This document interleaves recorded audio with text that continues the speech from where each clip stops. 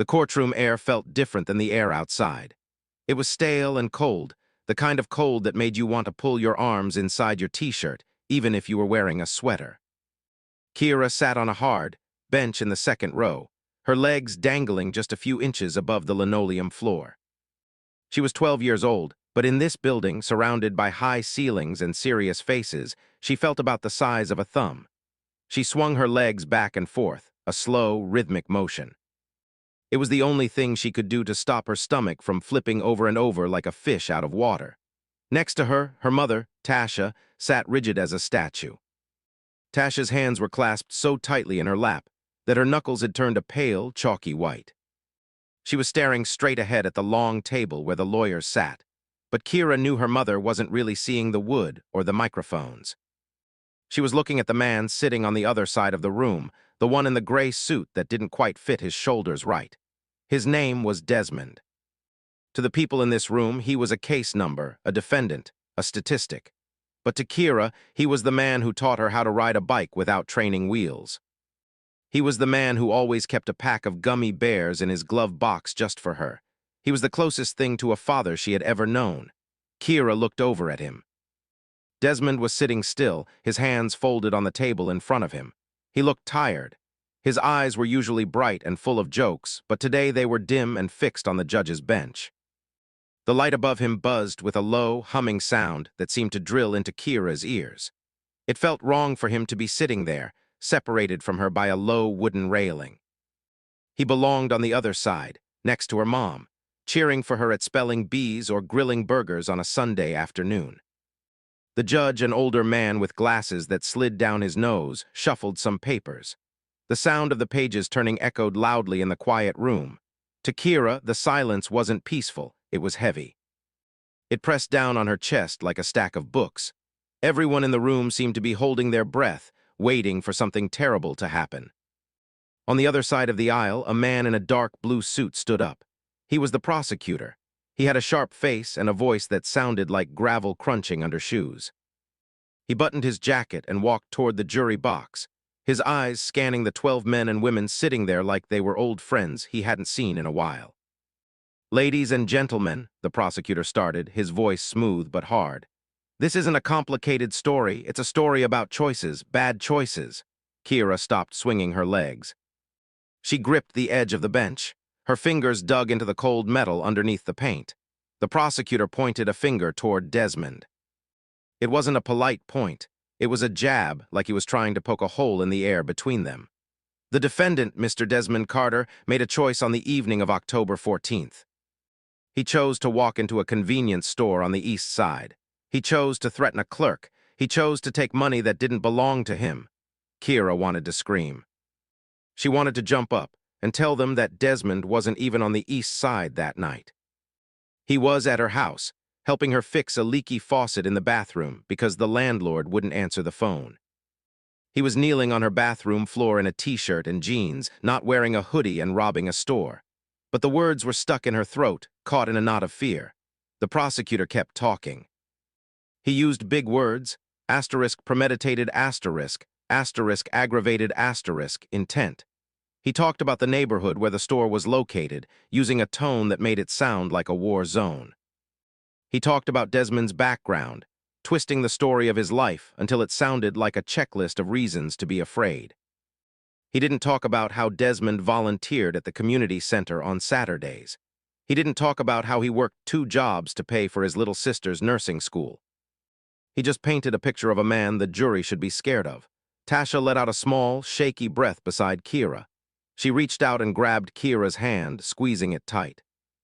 It was a warning, stay quiet, don't make a scene, let the lawyer handle it.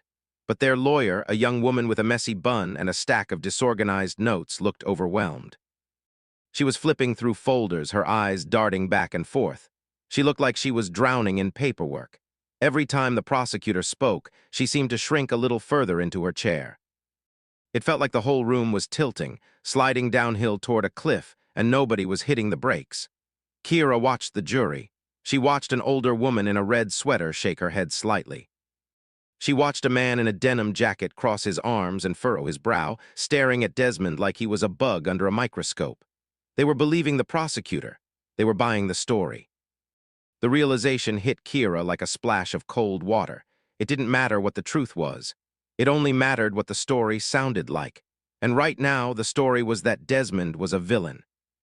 The prosecutor walked back to his table and picked up a photo. It was a grainy picture taken from a security camera. "This," he said, holding it up, "is the face of a man who thinks he can take what he wants. This is the face of a man who has no regard for the law." He turned and looked right at Kira. It was just a glance, a flick of his eyes, but it felt like he was looking right through her, dismissing her as just another kid in the gallery who didn't understand the way the world worked. He turned back to the jury. "The evidence is clear. The witness identified him. We have the footage. We have the history. This is an open and shut case." He sat down with a smug look on his face, like he had just finished a good meal. The judge looked at the defense table. "Does the defense wish to cross-examine?" he asked, his voice monotone, bored even. The young lawyer stood up, but her voice wavered.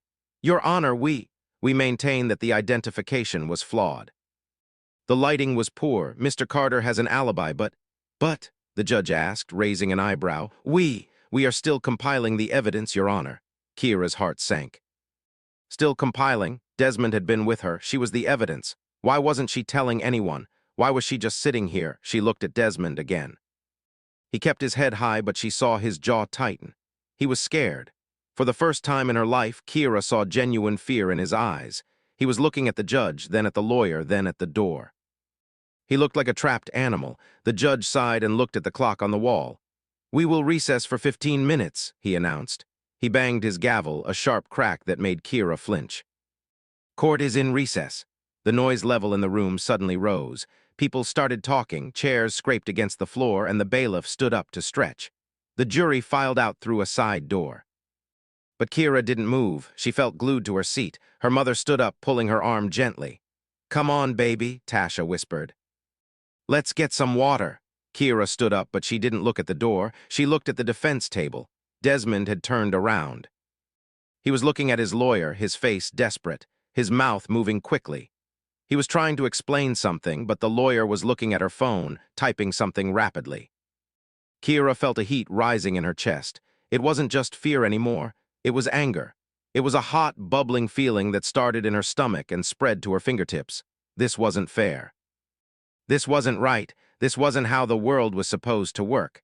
Good people weren't supposed to be treated like this. The man who helped her with her math homework wasn't supposed to be painted as a monster by a man in a fancy suit who didn't even know his middle name. She looked at the exit. She could walk out, get a drink of water from the fountain in the hall, and come back. She could sit here and watch them take him away. She could stay quiet like a good little girl. But then she remembered something. She remembered the night of October 14th. She remembered Desmond laughing at her jokes while he tightened a pipe under the sink. She remembered him saying, "Family takes care of family, Kira. Family takes care of family." Her mother tugged her arm again.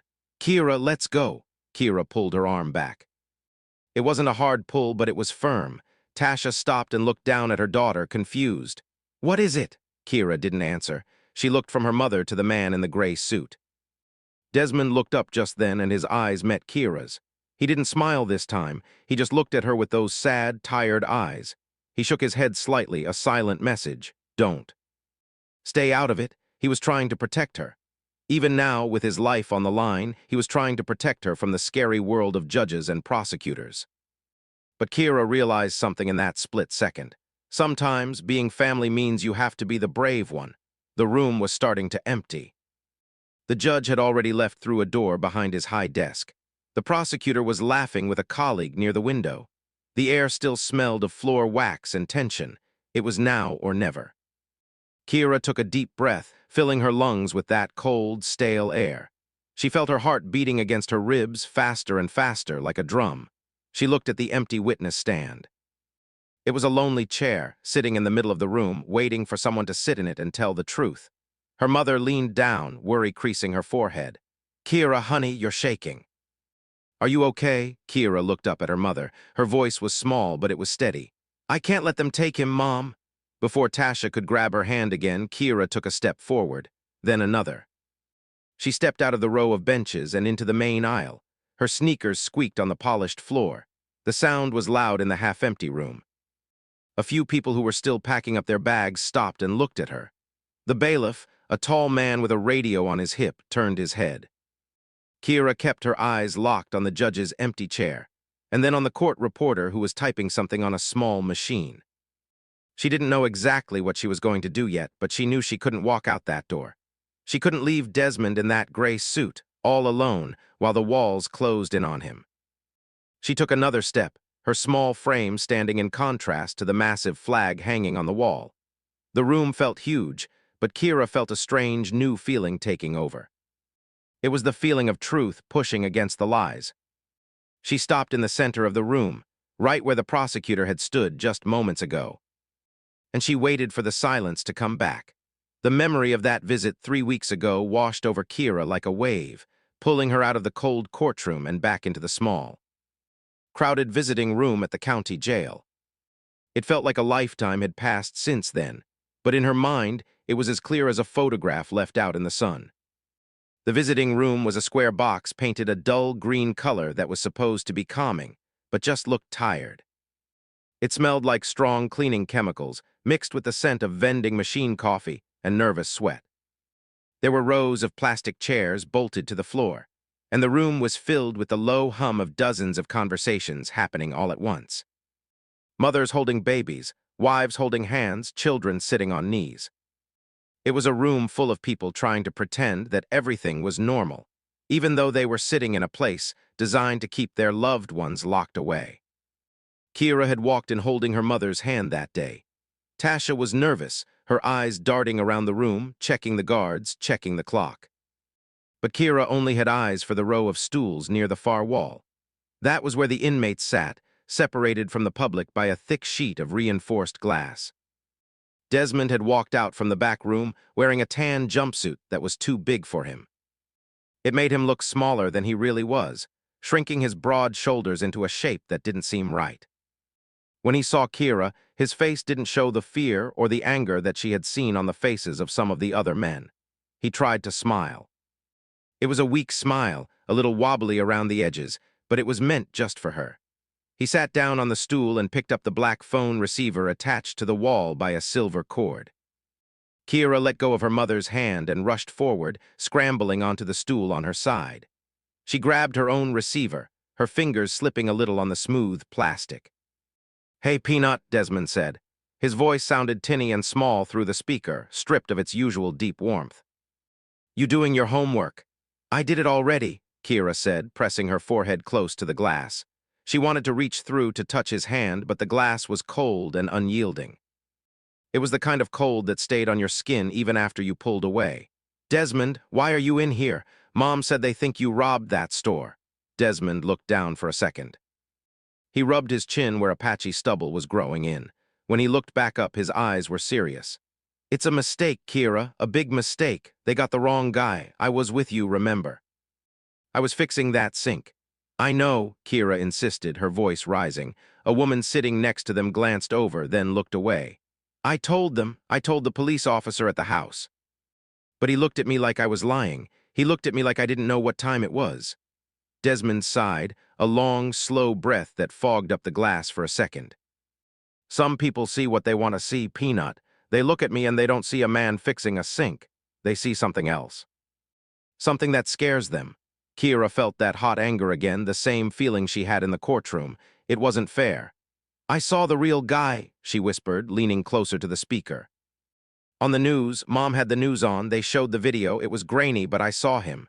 Desmond stiffened. His grip on the phone tightened. "Kyra, stop. You don't need to be looking at that stuff." "No, listen to me," she said, urgent and loud. "I saw him, Desmond. He was tall like you, but he wasn't you. He walked different. He had a limp on his left leg, and when he turned his head..." Kyra traced a line on her own neck with her finger. "He had a scar right here, a jagged one like a lightning bolt. It went from his ear down to his collar. You don't have a scar, Desmond. Your neck is smooth." The hum of the room seemed to fade away. Desmond stared at her. He didn't look relieved. He looked terrified. For a second, Kyra didn't understand. She thought knowing the truth would make him happy. It was proof. It was the key to unlock the door. "Kyra," Desmond said, his voice dropping to a harsh whisper. He leaned in until his nose almost touched the glass. You listen to me and you listen good. You do not tell the police that. You do not tell the lawyers that. You don't tell anybody that. But why? Kira asked, confused. It proves you didn't do it. If I tell them about the scar. If you tell them about the scar, they're going to ask you how you know, Desmond cut her off. His eyes were wide, scanning the room behind her, checking if anyone was listening. You know who that guy is, Kira? That's Teeth. He runs with a crew on the east side. Bad people. The kind of people who hurt little girls who talk too much. Kira froze. The air in the room suddenly felt thick, like she was breathing in water. Desmond softened his face. He put his hand up against the glass, palm flat. I'm in here safe. I got a roof, I got food. I can do the time if I have to. But if you open your mouth and those people find out you pointed the finger, they won't come for me, baby. They'll come for you. They'll come for your mom. I'm not scared, Kira lied. Her lower lip trembled, giving her away. I'm scared, Desmond said honestly. I'm terrified for you. Please, just let the lawyer handle it. Just be a kid, go to school, stay out of this. Promise me? Kira looked at his hand on the glass. She slowly raised her own hand and pressed it against his from the other side. The glass was a wall that wouldn't move, but the warmth of his gaze was still there. He was protecting her. Even sitting in a jail cell, wearing a tan jumpsuit, with his freedom gone, he was still trying to be her shield. He was willing to rot in a cell just to keep her safe from a man with a jagged scar. I promise, she whispered. But even as she said the words, she knew in her heart it was a lie. She couldn't let him stay here. She couldn't let him give up his whole life just because she was afraid. The visit had ended shortly after that. A loud buzzer sounded, signaling that time was up. The guards started calling out names and telling people to say their goodbyes. Kira didn't want to let go of the phone. She wanted to stay there all day to keep telling him it would be okay, but Desmond gave her a stern nod. Go on now, he said gently. I love you, Peanut. I love you too, she said. She watched him stand up. He looked so big yet so small in that uniform. He turned and walked toward the heavy metal door in the back, his shoulders slumped. Just before he pushed the bar to open it, he looked back one last time. He didn't wave. He just looked at her, his eyes full of a sadness that Kira had never seen before. Back in the courtroom, the memory faded, but the feeling remained. Kira looked at the back of Desmond's head from across the room. He was still trying to protect her. He was still willing to take the fall. He thought staying quiet was the brave thing to do. He thought going to prison was the way to keep her safe. But Kira realized something as she stood there in the aisle, the eyes of the bailiff and her mother on her back. There were different kinds of bravery. Desmond was brave enough to stay silent, but she had to be brave enough to speak. She couldn't let him sacrifice himself. That wasn't family. That wasn't right. The man with the scar, the man they called Teeth, was dangerous. Desmond was right about that, but Kira knew something else too. The courtroom was full of police officers, bailiffs, and security guards. It was the safest place in the city right now. If she spoke the truth here, under these bright lights and in front of the judge, maybe, just maybe, the bad man wouldn't be able to touch them. She took a deep breath, the air filling her lungs and pushing back the fear. She looked at the judge's bench, then at her mother's worried face. The promise she made in that visiting room was broken now, shattered by the weight of the injustice she was witnessing. She wasn't just a little girl anymore. She was the only person who could stop this train from crashing. I have to, Kira whispered to herself, so softly that no one else could hear. I have to. The judge's gavel had just hit the sound block with a dull thud, announcing the break. The sound seemed to linger in the air, vibrating against Kira's chest.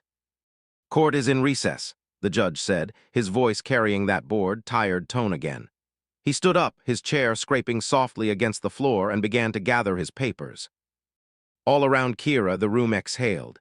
It was a collective sound of shuffling feet, rustling coats, and low murmurs. The tension that had held everyone in a tight grip for the last hour suddenly loosened. People stood up to stretch. The prosecutor leaned over to whisper something to his assistant, a smug smile still playing on his lips. The court reporter stretched her fingers, rolling her wrists in small circles. Everyone was moving. Everyone was packing up. The show was over for now. But for Kira, the show wasn't over. It was just beginning. Her mother stood up, tugging at the hem of her cardigan to straighten it. She looked down at Kira, her eyes red-rimmed and exhausted. Come on, baby, Tasha whispered, reaching out her hand. Let's get some fresh air. I need a drink of water. Kira looked at her mother's outstretched hand. It was a hand that had worked double shifts, a hand that had brushed Kira's hair 1,000 times, a hand that was trembling right now because she was scared. Scared for Desmond, scared of the system, scared of everything. If Kira took that hand, she would walk out of this room. She would go into the hallway, drink some lukewarm water from a fountain, and when she came back, the judge might decide to send Desmond away for years. He would disappear into a gray box, and the man with the scar would win.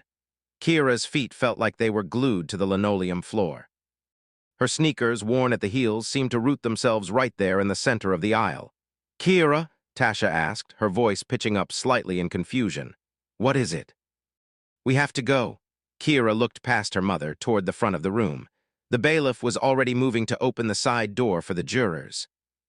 The defense lawyer was frantically typing on her phone, probably texting someone that she was losing the case. Nobody was looking at the little girl in the third row. To them, she was just part of the background scenery, like the potted plant in the corner or the flag hanging on the wall. But Kira didn't feel like scenery anymore. She felt like a storm about to break. I can't, Mom, Kira said. Her voice was small, barely a squeak over the noise of the room. Tasha froze. She leaned down, panic flashing in her eyes. What do you mean? Kira, get up. Now we have to follow the rules. It's wrong, Kira said, a little louder this time. She pulled her arm back, gently but firmly, slipping out of her mother's grasp. I have to tell them. Tasha's face crumbled. She knew exactly what Kira meant. She knew what her daughter knew. No, she hissed, her voice urgent and fierce. Kira, you promised Desmond. You promised you wouldn't get involved. It's too dangerous. We talked about this. I know, Kira said, tears pricking her eyes, hot and sudden. But look at him, Mom. They both looked at the defense table. Desmond had stood up, but he wasn't looking at the door. He was looking right at Kira. His eyes were wide, pleading. He slowly shook his head back and forth. A silent asterisk, no asterisk. He was terrified for her. He would rather go to prison than let her stand up in that room. It broke Kira's heart, but it also made the fire in her chest burn brighter. She was tired of people being afraid for her. She was tired of being the one who was protected. I'm sorry, Kira whispered to her mother. And then, before Tasha could grab her again, Kira took a step forward. It was just one step, but it felt like the hardest thing she had ever done. The distance between the third row and the front of the courtroom seemed to stretch out for miles. The floor was shiny, reflecting the fluorescent lights overhead in long, white streaks. Kira focused on those streaks, using them as a path. She took another step, and another. Her sneakers made a soft asterisk squeak asterisk sound on the waxed floor. It wasn't a loud noise, but in the rhythm of the shuffling room, it sounded different. It sounded purposeful. People nearby turned their heads. An older man in a gray suit stopped buttoning his coat to watch her. A woman with a steno pad looked up from her notes. Kira kept walking. She walked past the empty jury box, the wood gleaming dark and polished. She walked past the prosecution table, where the man with the gravel voice was still smiling. She walked toward the low wooden railing that separated the spectators from the players in this drama. Hey, you can't be up there, the bailiff called out. He was a big man, broad-shouldered, with a radio clipped to his belt. He took a step toward her, his hand raising to stop her. Back to your seat, miss. Kira stopped. She was only a few feet from the railing now. She looked up at the bailiff. He was huge, blocking out the light, but she didn't step back. She stood her ground, her hands curling into fists at her sides to stop them from shaking. I have to talk to the judge, she said. Her voice trembled, but she didn't look away. It's important. The room, which had been buzzing with the noise of the recess, began to quiet down. It was like someone had turned the volume knob slowly to the left. Conversation stopped in mid-sentence. People turned in their seats. The silence started at the back and rolled forward like a wave, swallowing the whispers until the only sound was the hum of the air vents. The judge, who had been halfway to his office door, paused. He turned around, his black robe swishing softly. He looked over his glasses at the commotion. He saw the bailiff looming over a small girl in a t-shirt and jeans. It's all right, officer, the judge said. His voice wasn't bored anymore. It was sharp and alert. He walked back to his bench, stepping up the 3 stairs to his high seat. Let her speak. The bailiff looked unsure. He glanced at the judge, then down at Kira. He lowered his hand and stepped back, giving her space. The courtroom was dead silent now. It was the kind of silence that presses against your eardrums. Kira felt the weight of every eye in the room. The 12 jurors who were filing out stopped at the door to watch. The stenographer's hands hovered over the keys. Her mother stood a few feet behind her, hands covering her mouth, tears streaming down her face. Desmond had sat back down. He was gripping the edge of the table so hard his knuckles were white. He looked like he wanted to jump over the railing and carry Kira out of there to safety. Kira looked up at the judge. He was high above her, sitting in his leather chair like a king on a throne. But as she looked into his eyes, she didn't see a king. She saw a man, just a man who was getting paid to make decisions. And right now he was waiting for her to give him the information he needed to make the right one. She took a deep breath. The air felt thick, heavy with dust and fear. She thought about the scar. She thought about the jagged line on the man's neck, the man who had walked with a limp. She thought about Desmond fixing the sink. She thought about the promise she had broken. "Young lady," the judge said gently, "the court is in recess. If you have evidence to present, you need to speak to the attorney." "She didn't see me, Your Honor," the defense lawyer said, jumping up from her seat. She looked flustered, shuffling her papers. "I haven't had a chance to interview her." "I don't need a lawyer to tell the truth," Kira said, cutting through the lawyer's panic. She stepped right up to the railing. She placed her hands on the smooth, cool wood. She looked straight at the judge, and then she turned her head slightly to look at the prosecutor. Her eyes were wet, but her chin was lifted high. The room held its breath. It felt like the whole world had stopped spinning just to listen to a 12-year-old girl. She wasn't just a kid anymore. She was the only thing standing between her friend and a cage. She opened her mouth, and the silence was so complete that the sound of her breath was loud in the microphone. It was time. The silence in the room was heavy, pressing down on Kira's shoulders like a physical weight. It felt as if the air itself had turned to stone. She stood there, her small hands gripping the wooden railing, the varnish feeling slick and cold under her fingertips. Every pair of eyes in the room was fixed on her. The 12 jurors stared. The crowd behind her leaned forward. Even the judge, high up on his bench, looked down at her with an expression that was no longer bored, but sharp and attentive. Kira took a breath. It hitched in her chest, a small, shaky sound that seemed to echo in the stillness. She looked at the judge, then past him to the table where Desmond sat. Desmond had his head in his hands now, his shoulders shaking. He wouldn't look at her, he was terrified, but Kira knew she couldn't stop. The train had left the station, and there was no pulling the brake now. "He's innocent," Kira said. The words hung in the air. They weren't loud. She didn't scream them.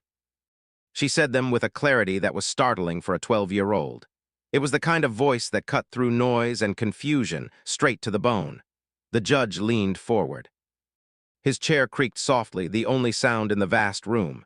"Young lady," he said, his voice calm but firm, "do you understand where you are?" "Do you understand that this is a court of law?" Kira nodded. "Yes, sir, I know. And you have something to say regarding the defendant, Mr. Carter?" "Yes, sir," Kira said. Her voice felt stronger now. The hardest part was over. She had stood up. Now she just had to tell the truth. "I know he didn't do it. Because I was with him." A low murmur rippled through the crowd behind her. It sounded like leaves rustling in the wind. The judge's eyes narrowed, and he banged his gavel once, a sharp, short sound that silenced the room instantly. "Order," he said. He looked back at Kira. "Please continue. You say you were with him." "At the time of the robbery?" "Yes, Your Honor," Kira said. She didn't need notes. She didn't need a script. The memory was branded into her brain. "On October 14th at 7:30 in the evening, Desmond was at my house. Our kitchen sink was leaking. My mom couldn't afford a plumber, so Desmond came over to fix it. He was under the sink for 2 hours.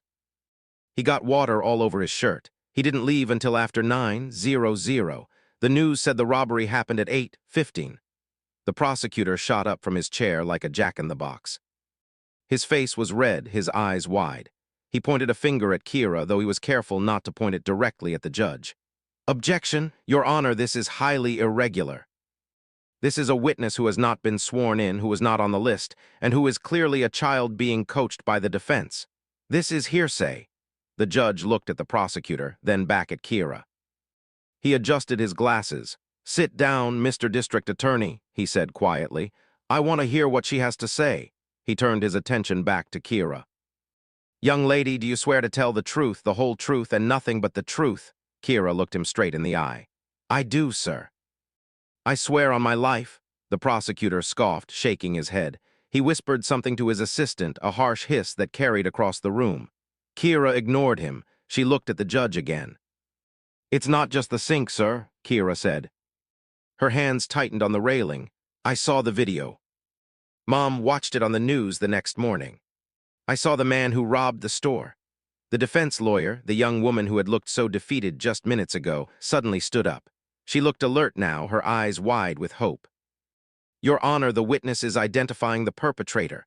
I saw him, Kira repeated. The man in the video. He wasn't Desmond. I know Desmond. I know how he walks. He walks heavy like he's stomping on the ground. This man in the video, he walked different. He had a limp. He dragged his left leg. Kira paused. She took a deep breath. She remembered the jail visit. She remembered Desmond's terrified eyes begging her to stay quiet. She remembered the name, teeth, and the jagged line on the neck. She was breaking her promise. She was breaking it wide open, but she had too. And he had a scar, Kira said, her voice trembling slightly. She reached up and traced a line on her own neck, dragging her finger from her ear down to her collarbone. Right here, a big, jagged scar like a lightning bolt. Desmond doesn't have a scar. His skin is smooth. The room erupted. It wasn't a murmur this time, it was a roar. People gasped, voices raised in shock. The reporters in the back row scribbled furiously in their notebooks.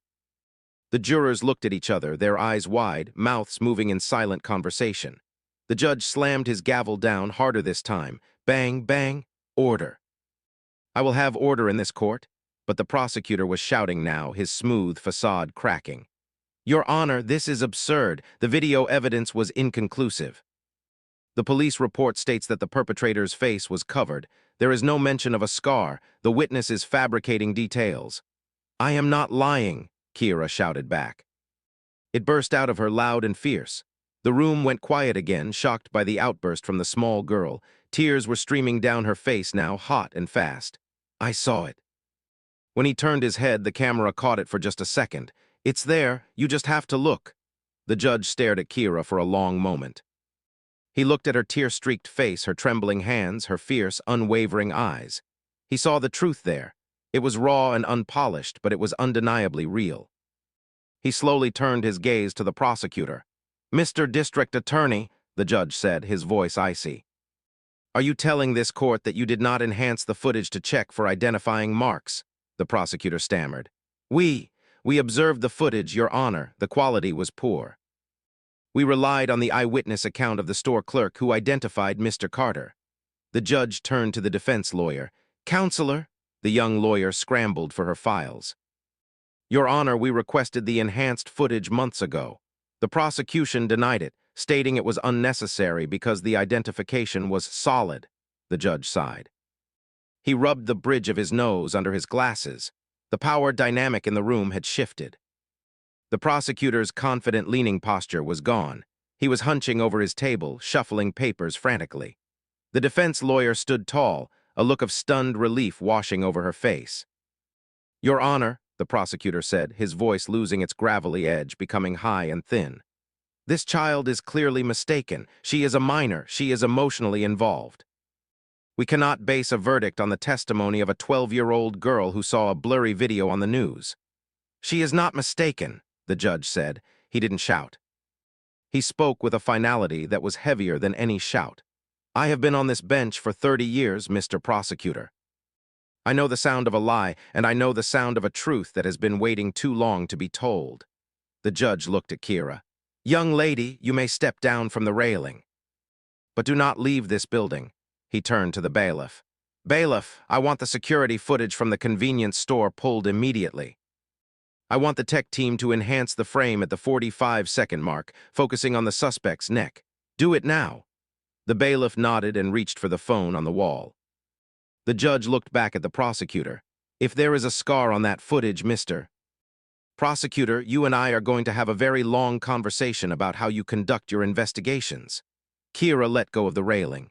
Her legs felt like jelly, like they were made of water. She stumbled backward and strong arms caught her.